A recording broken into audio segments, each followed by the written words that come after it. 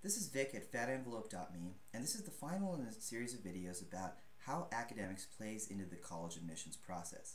Today we're going to be talking about awards and honors and how they can enhance your high school academic resume. So let's talk a little bit about some of the academic awards and honors that are out there.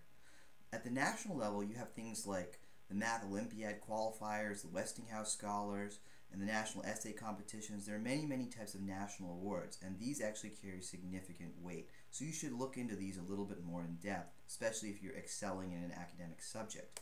But there are also school level awards, academic department awards, and leadership and service awards. These have a little bit less weight because they're harder to evaluate on a big scale, but they still will count for something. So it's a good idea to distinguish yourself academically wherever you can. The other thing to think about is the National Merit Scholarship.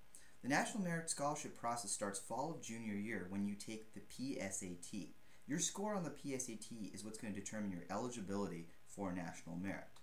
There are four major aspects of the selection process. First, you start out as a commended scholar, then you move up to semifinalist, then finalist, and finally you get selected as a National Merit Scholar.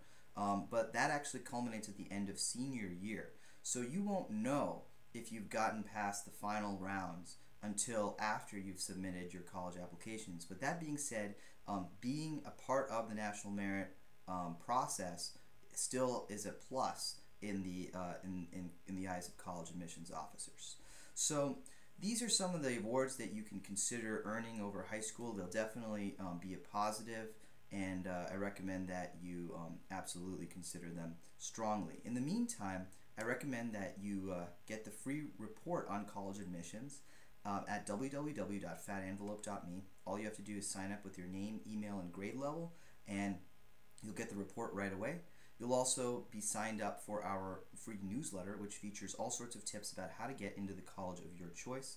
We're never going to share your email address with anyone, and you may unsubscribe at any time, so there's no risk whatsoever, no commitment, and no cost. As always, thanks very much for your time. This concludes the series of videos on academics. In the next series, we'll be talking about standardized testing. This will be the introduction to standardized tests, the SATs, ACTs, and SAT2s. So definitely tune into that. And in the meantime, best of luck in your college admissions process.